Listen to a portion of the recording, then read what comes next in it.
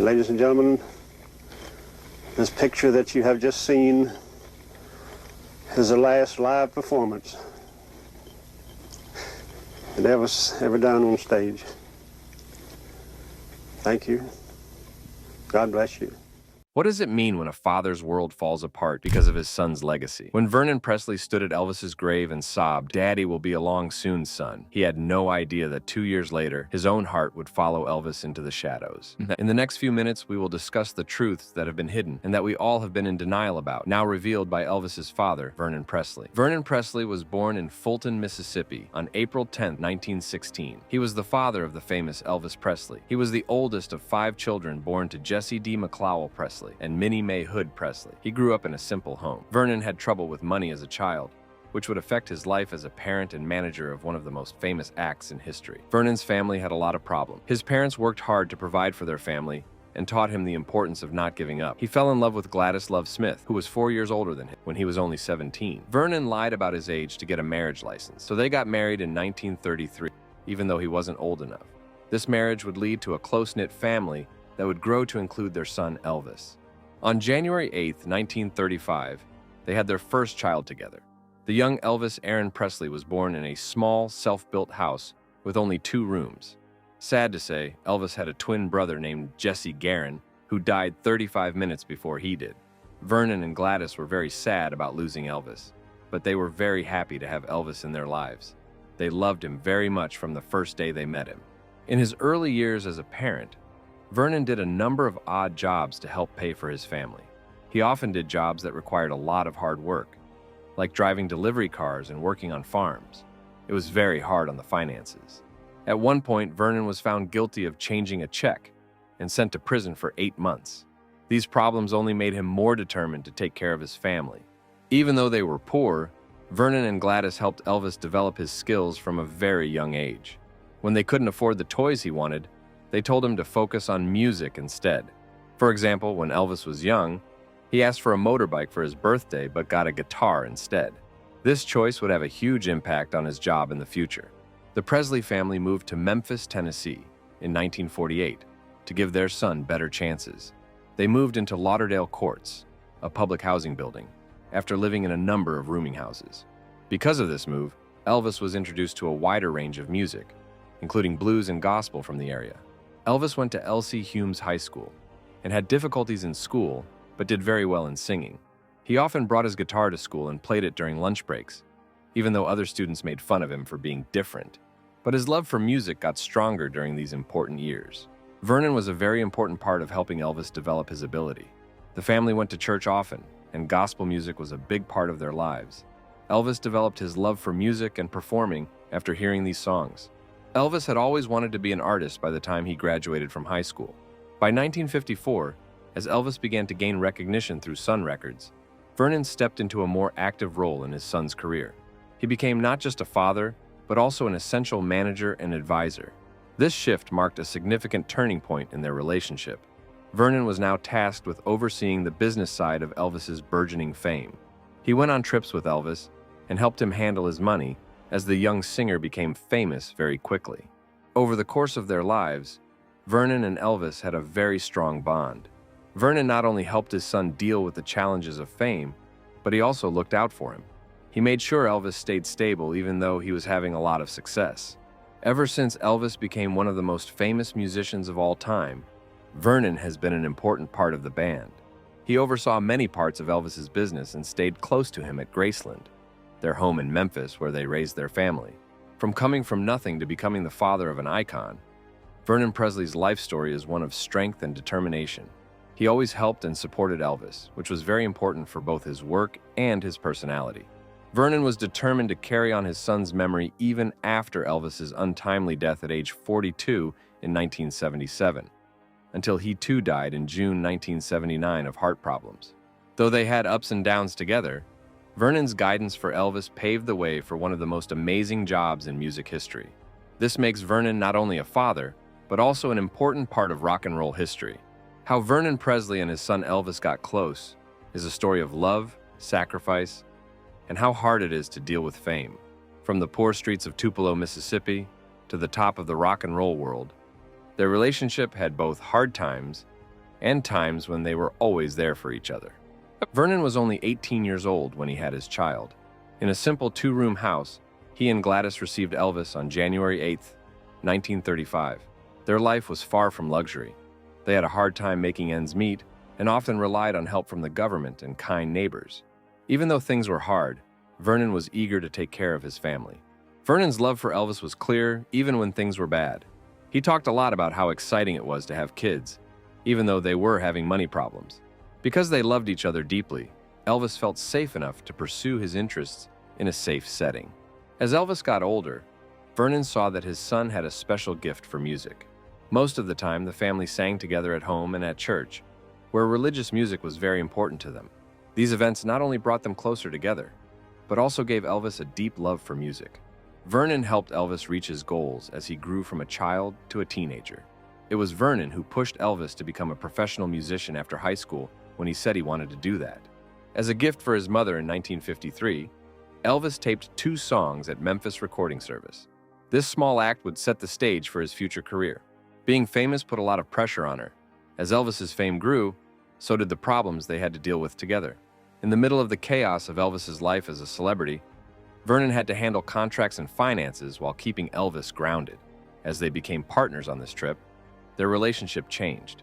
Vernon helped Elvis understand how the entertainment business worked and kept him safe from its darker sides. Even though Vernon and Elvis were very close, their friendship had its ups and downs. The demands of fame took a toll on both men. Vernon was worried a lot about the stress that came with being famous. He saw for himself how fame could change people, and he was determined to keep Elvis from doing things that would hurt him. Even after they were successful, they were still having money problems. Vernon worked hard to keep Elvis's finances in order, but there were times when bad management or outside forces made them less stable. Vernon's past legal problems hung over them like a cloud. All he wanted was for his son to have everything he needed and not make the same mistakes he did. Sometimes Elvis's anger made things hard in their relationship. He was known for being intense and sometimes unstable, and he would lash out when he was stressed, usually at Vernon and other people close to him. Even though things went up and down, they stayed close because they trusted and loved each other deeply. Vernon's firm support for Elvis never changed, no matter what. He was there for his son when things got tough, like when he was being watched by a lot of people or when he was having problems with relationships and drugs later in life. No matter how angry they got with each other, Vernon always tried to help Elvis make good choices. Vernon was a big part of those processes when it came to making decisions about money or careers. He worked with Elvis to make sure that record labels and marketers treated him fairly when they signed contracts. Their relationship was more than just work. It was based on respect and understanding for each other. Vernon had an effect on Elvis's personal life as well. He told him to surround himself with reliable people who wanted what was best for him. This advice became more and more important as Elvis dealt with the problems that came with being famous. It kept him grounded while still letting him be artistic. As time went on, Vernon and Elvis's friendship grew into a deep partnership based on love and trust. They had many moments together, from family gatherings at Graceland to concerts all over the country, when Elvis's career was at its peak. Their relationship went beyond the normal father-son relationship. They were close friends who relied on each other when life got unclear.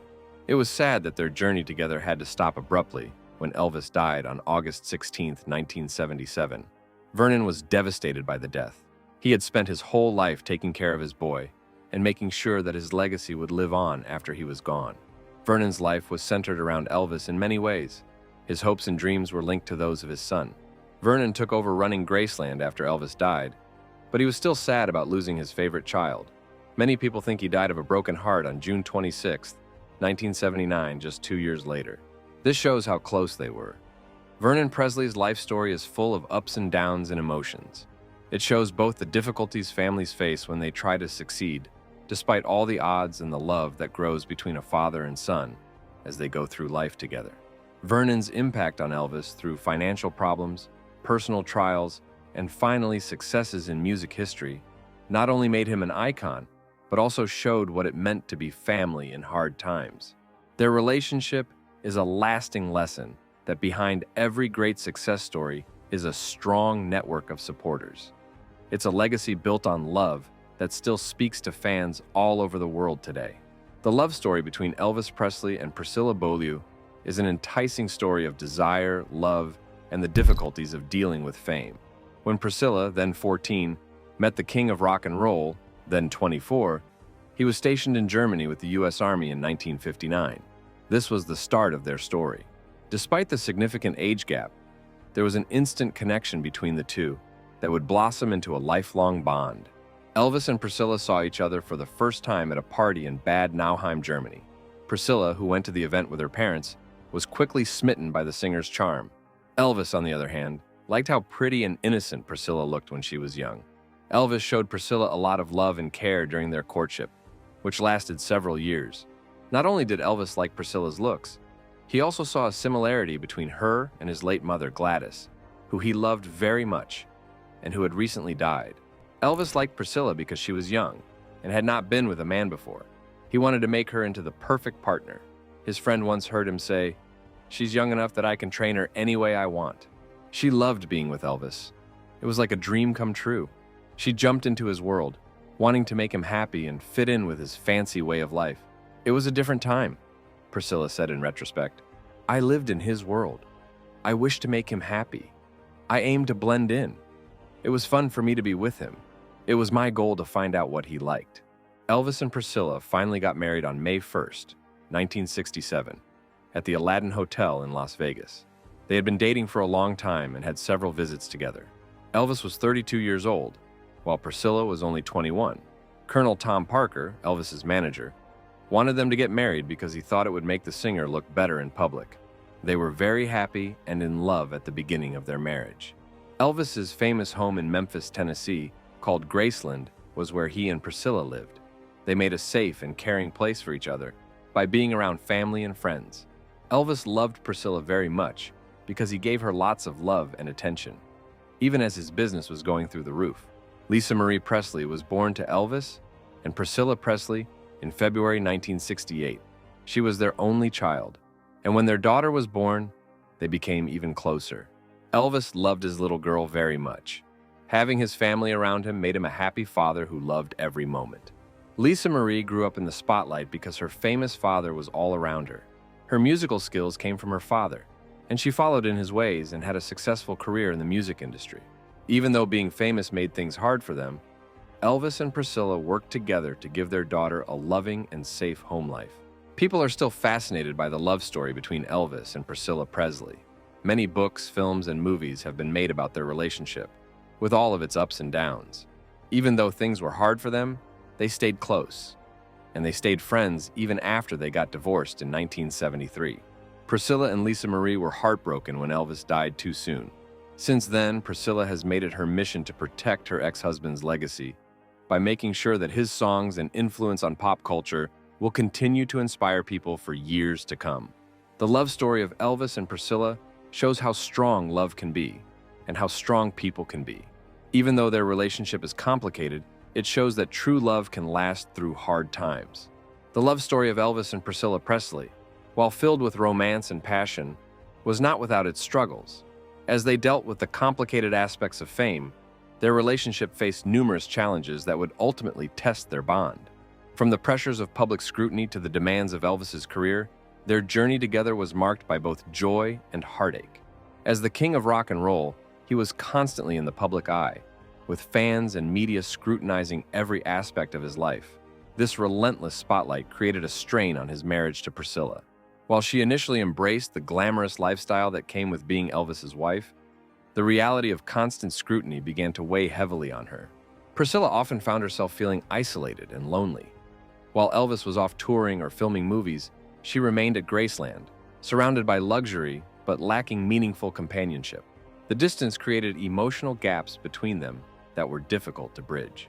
While Elvis enjoyed the thrill of performing for adoring fans, Priscilla felt increasingly disconnected from him. The glamorous parties and social events that once excited her became a source of anxiety as she grappled with her identity in a world dominated by her husband's fame. To cope with her feelings of inadequacy and isolation, Priscilla sought ways to empower herself. She took up karate, finding strength in physical fitness and discipline. This newfound confidence allowed her to reclaim some autonomy in her life. She also began exploring business opportunities, eventually launching her own line of cosmetics. These pursuits were not just hobbies. They represented her desire to establish an identity separate from being Mrs. Elvis Presley. The couple's communication suffered during these times apart. Elvis would often call home during his tours, but those conversations were rarely enough to fill the void left by his absence. Priscilla longed for deeper emotional intimacy, but found it increasingly difficult to connect with her husband as he became more consumed by his fame. The media's fascination with their relationship added another layer of pressure. Reporters frequently speculated about their marriage, often sensationalizing their struggles for headlines. Priscilla found herself under constant scrutiny, with tabloids dissecting every detail of her life, her appearance, her parenting style, and even her relationship with Elvis. This invasive attention took a toll on Priscilla's mental health. She felt trapped in a gilded cage where every move was watched and judged. The pressure intensified as rumors circulated about Elvis's infidelities, stories that only fueled her feelings of neglect and loneliness. As the years went by, both Elvis and Priscilla began to realize that they were growing apart. Despite their struggles, Priscilla remained committed to making their marriage work. However, she also recognized the need for personal fulfillment outside of their relationship. In the early 1970s, Priscilla embarked on an affair with her karate instructor, Mike Stone. This relationship marked a turning point for her, a moment where she sought solace outside of her marriage as she navigated feelings of unfulfillment and loneliness.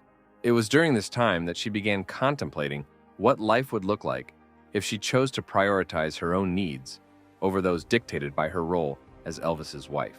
Priscilla's journey towards self-discovery was not easy. It required confronting difficult truths about herself and her marriage. She realized that while she loved Elvis deeply, he was still the love of my life. She needed to find out who she was outside of his shadow. This realization led her down a path toward independence as she began carving out a life for herself that included personal goals and ambitions.